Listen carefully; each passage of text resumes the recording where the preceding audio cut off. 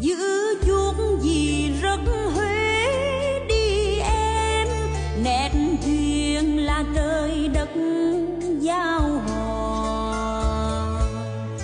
Dẫu xa một mai anh gặp lại, vẫn được nhìn em say lá hoa.